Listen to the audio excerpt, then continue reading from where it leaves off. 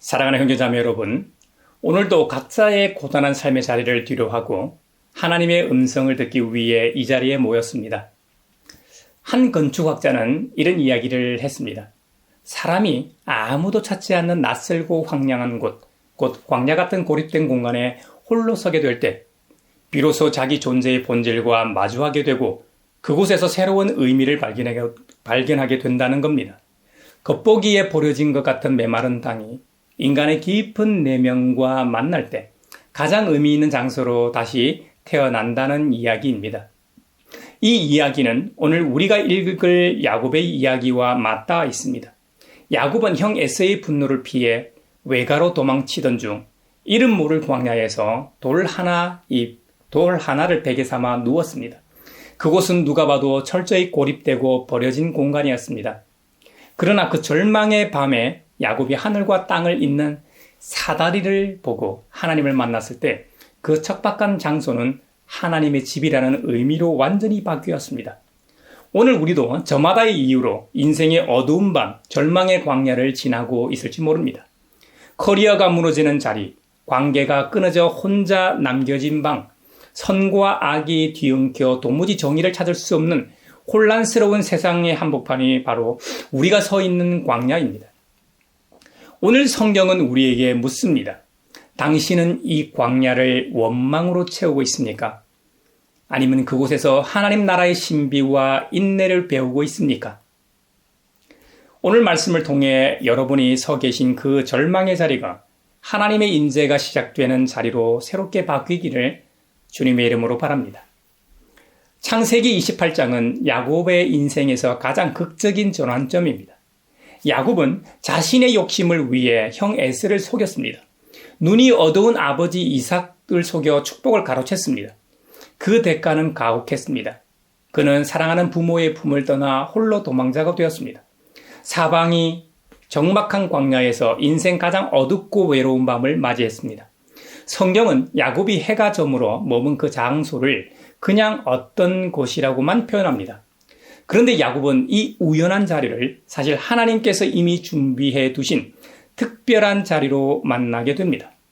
그곳에서 꿈을 꾼 야곱은 바로 이 하늘과 땅을 잇는 사다리 위에서 할아버지 아브라함과 아버지 이삭의 하나님을 만나게 됩니다. 할렐루야. 하나님은 야곱에게 자손들이 번성할 것과 땅의 축복을 약속하실 뿐만 아니라 이렇게 선포하십니다. 내가 너와 함께 있어서 네가 어디로 가든지 너를 지켜주며 내가 너를 다시 이 땅으로 데려오겠다. 내가 너에게 약속한 것을 다 이루기까지 내가 너를 떠나지 않겠다. 아멘. 야곱은 이 언약을 받을 만한 자격을 갖춘 인물이 아닙니다. 사기꾼이요 도망자였습니다. 그러나 하나님의 신실한 사랑은 인간의 허물을 넘어 그를 끝까지 책임지시겠다고 선언하십니다. 잠에서 깬 야곱은 두려워하며 자신이 이 베개 삼았던 돌을 세우고 기름을 부어 그곳을 베델, 곧 하나님의 집이라는 이름을 붙입니다. 시편 139편의 고백처럼 하나님은 늘 가까이 계셔 도망자의 처지마저 형통함으로 바꾸어 가십니다. 인간이 버린 절망의 자리가 하나님의 사랑을 통해 가장 거룩한 임재의 자리로 바뀔 수 있다는 겁니다. 이것이 오늘 창세기 본문이 우리에게 전하는 메시지입니다. 구약의 야곱이 꿈을 통해 하나님의 동행하심을 확인했다면 사도 바울은 오늘 우리 안에 계신 성령님을 통해 그 임재가 어떻게 우리 삶 속에 자리 잡는지를 설명합니다. 당시 로마 제국에서 무언가를 물려받는 상속자라는 지위는 오직 황제 가문이나 귀족들만의 것이었습니다. 그러나 바울은 성령을 받아 하나님을 아빠, 아버지라고 부를 수 있는 모든 그리스도인이야말로 하나님의 진정한 자녀이자 그리스도와 함께 상속받는 자라고 선포합니다. 하지만 바울은 이 영광스러운 지위에는 조건이 따른다고 말합니다. 우리가 이 그리스도와 함께 영광을 받으려면 반드시 고난도 함께 받아야 한다는 겁니다. 바울은 이렇게 말합니다. 현재 우리가 겪는 고난은 장차 우리에게 나타날 영광에 견주면 아무것도 아니라고 나는 생각합니다. 여기서 생각한다라는 말은 막연한 위로가 아니라 마치 회계 장부를 펼쳐놓고 하나하나 꼼꼼히 계산하듯 이성적으로 따져보는 겁니다. 이성적으로 말이죠. 즉 바울은 복음을 따라 살며 겪는 오늘의 모든 고난을 다 더해도 장차 우리에게 주어질 영광의 무게에 비하면 비교조차 되지 않을 만큼 가볍다는 것을 논리적으로 확증하고 있는 것입니다. 더 나아가 바울은 죄로 인해 신음하는 모든 피조물과 우리 그리스도인들이 완전한 구원의 날을 바라보며 참고 기다려야 한다고 고면합니다. 여기서 인내라는 고난이 지나가기만 하면, 바로 인내라는 것은 고난이 지나가기만 하면 힘없이 굴복하는 것이 아닙니다. 이는 무거운 짐을 진 채로 끝까지 버티고 서서 하나님의 신실한 약속을 신뢰하며 환경을 이겨내는 적극적인 힘을 의미합니다.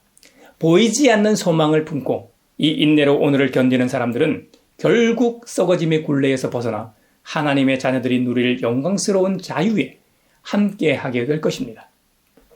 마태복음 13장은 밀과 가라지 비유를 통해 하나님 나라의 또 다른 신비를 보여줍니다. 1세기 갈릴리 농경 사회에서는 이웃에게 원한을 품은 사람이 밀과 겉모습이 매우 비슷한 독보리, 곧 가라지를 몰래 밭에 뿌리는 이 악질적인 범죄가 종종 있었다고 합니다.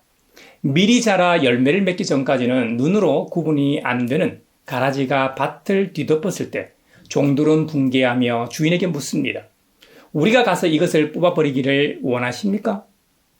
당장 뽑아버리자는 종들의 성급한 마음에 주인은 뜻밖의 대답을 합니다. 아니다. 가라지를 뽑다가 가라지와 함께 밀까지 뽑으면 어떻게 하겠느냐? 맞습니다. 주인이 가라지를 몰라서 놔두는 것이 아닙니다. 이는 상처받기 쉬운 자기 자녀들, 곧 밀이 함께 상할까봐 염려하시는 주님의 깊은 사랑과 인내입니다. 좋은 씨를 뿌리는 이는 인자, 곧 예수님이십니다. 밭은 우리가 살아가는 세상입니다. 우리가 사는 세상에는 늘 좋은 씨와 악한 이 자가 뿌려놓은 가라지가 함께 자라며 갈등을 일으킵니다. 주님은 모든 역사가 완전히 매듭지어지는 마지막 추수의 때가 오기까지 이 공존의 아픔을 참으라고 말씀하십니다. 그 심판의 때가 이르면 불법을 행하는 자들은 심판받고 의인들은 하나님 나라에서 해와 같이 빛나게 될 것입니다. 비록 지금은 가라지 틈에 끼어 숨이 막히고 억울함을 당할지라도 주님의 주권과 인내를 신뢰하며 내 본연의 밀로서의 자리를 지켜낼 때 마침내 하나님께서 우리를 영광 가운데 드러내실 줄로 믿습니다. 사랑하는 형제자매 여러분, 그러면 우리가 어떻게 적용할 수 있을까요? 첫째로 우리는 무한 경쟁 속에서 느끼는 소외감과 외로움을 떨쳐내고 내가 서 있는 절망의 자리를 나만의 이 베델로 바꾸어 내야 합니다. 성 아우구스티누스, 영어로는 성 어거스틴이 그의 저서 고백록 1권 첫머리에서 이런 고백을 했습니다. 주님, 당신은 당신을 향해 살도록 우리를 창조하셨으므로 우리의 마음이 당신 품 안에서 쉴 때까지는 진정한 평안이 없습니다. 사람이 세상의 성취나 다른 사람의 인정 속에서 안식을 찾으려 할 때 반드시 영혼의 고립과 갈증이 겪게 된다는 거예요. 오직 하나님을 만날 때만이 영혼이 참된 안식처를 찾게 된다는 통찰입니다. 오늘날 우리 사회는 개인의 능력과 성과로 한 사람의 가치를 평가하는 극단적인 경쟁 사회입니다. 이런 구조 속에서 많은 이들이 직장에서 도태될지도 모른다는 불안감, 혹은 남들보다 뒤처졌다는 실패와 외로움을 안고 홀로 광야에 서 있습니다. 승진에서 밀려나 회의감이 들 때도 있습니다. 오랜 관계가 끊어져 아무도 내 편이 없다고 느껴질 때도 있습니다. SNS 속 다른 사람의 삶과 비교하며 내 삶이 초라하게 느껴질 때도 있습니다. 그러나 우리가 세상의 무대에서 내려와 홀로 서게 된 바로 그 자리가 역설적으로 내 영혼이 하나님을 가장 깊이 만날 수 있는 자리입니다. 여러분이 서 계신 그 외롭고 척박한 삶의 한복판에서 눈을 들어 하늘을 바라보십시오. 나를 증명하러 애쓰던 노력을 잠시 내려놓고 내가 너와 함께 하겠다 하시는 하나님의 사랑을 받아들이십시오. 그때 여러분이 누운 눈물의 자리는 영원한 안식이 시작되는 거룩한 자리가 될 것입니다. 그곳이 여러분만의 베델이 될 것입니다. 하나님께서 모세의 뒤를 이어 민족의 지도자가 된 여호수아에게 하신 말씀을 여러분 기억하십시오. 내가 내게 명령한 것이 아니냐? 강하고 담대하라. 두려워하지 말며 놀라지 말라. 내가 어디로 가든지 내 하나님 여호와가 너와 함께 하느니라 하시니라. 할렐루야. 이제 두 번째로 한번 적용해 보죠. 우리는 물질주의와 편의주의가 지배하는 세상 속에서 그리스도인답게 살아가기 위해 마주하는 일상의 고난을 굳건히 이겨내야 합니다. 즉, 인내의 영성이 필요하다는 말입니다. 종교개혁자 잔 칼뱅은 기독교 강요에서 성도가 이 땅에서 겪는 고난은 무의미한 저주가 아니라 우리를 그리스도를 닮은 사람으로 빚어가는 하나님의 거룩한 도구라고 보았습니다. 그는 성도가 장차 다가올 영원한 삶을 분명히 바라볼 때 현재의 어떤 어려움도 넉넉히 이겨낼 힘을 얻는다고 말했습니다. 오늘날 우리 사회는 편안함과 빠른 지름길을 최고의 가치로 여기며 조금의 손해나 불편함도 참지 못하는 분위기가 만연해 있습니다. 이런 세상에서 그리스도인으로서 정직하게 일하고 직장에서 꼼수를 쓰지 않으며 공정하고 신실하게 맡은 일을 다하는 삶은 필연적으로 불이익과 고난 혹은 주변의 이 비웃음을 살 수도 있습니다. 거래처에서 뒷돈을 요구받았지만 거절해서 계약을 놓친 분이 계실 수 있습니다. 야근과 편법이 당연시되는 조직 문화 속에서 원칙대로 일하다가 불이익을 당한 분도 계실 수 있습니다. 남들은 편법으로 빠르게 승진하는데 나만 정직하게 살아서 손해보는 것 같은 억울함을 느낀 분도 계실 겁니다. 이때 우리에게 필요한 것이 뭘까요? 바로 장차 올 영광에 대한 묵상이요. 성경이 말하는 적극적인 인내입니다. 당장의 손해 때문에 신앙의 가치를 저버리고 세상과 타협하고 싶은 유혹이 밀려올 때마다 바울처럼 냉철하게 계산해 보십시오. 오늘 감내하는 작은 손해와 고난은 장차 우리에게 주어질 영원하고 찬란한 영광의 무게에 비하면 먼지조차 되지 못합니다. 이 확신을 품고 일상의 고난 속에서도 당당히 버텨내는 형제자매 여러분이 되시기를 바랍니다. 세 번째로 적용할 점은 우리는 우리 삶과 일터 속에 가득한 부조리를 마주할 때마다 내 힘으로 성급하게 판단하고 단죄하기보다는 주님의 주권을 신뢰하며 내 본연의 자리에 집중해야 합니다. 즉, 부조리 앞에서 하나님의 주권을 신뢰하는 분별력이 필요하다는 말입니다. 저명한 미국의 구약학자 월터 브루그만은 성도가 세상의 거대한 불의와 모순을 마주할 때 인간적인 분노로 맞서거나 절망에 빠지는 대신 모든 역사를 결국 바로잡으실 하나님의 주권을 신뢰하는 태도를 가져야 한다고 말했습니다. 우리가 매일 나가는 직장이나 사회생활의 현장은 결코 깨끗하고 정의로운 밭이 아닙니다. 온갖 곤모술수와 술수와 불법, 남을 밟고 올라서려는 이기심이라는 가시 돋친 가라지들이 사방에서 자라나 우리의 마음을 찌르고 상처를 줍니다. 이때 우리는 이 가라지들을 당장 뽑아버려야 하지 않겠습니까? 라며 성급한 정죄와 분노의 마음을 품기 쉽습니다. 부정직한 방법으로 승진하는 동료를 보며 화가 날 수도 있을 겁니다. 뒤에서 험담하고 다니는 사람 때문에 상처받고 그 사람을 미워할 수도 있습니다. 세상이 불공평하다는 생각에 냉소적이고 부정적인 사람으로 변해가는 자기 자신을 발견할 때도 있습니다.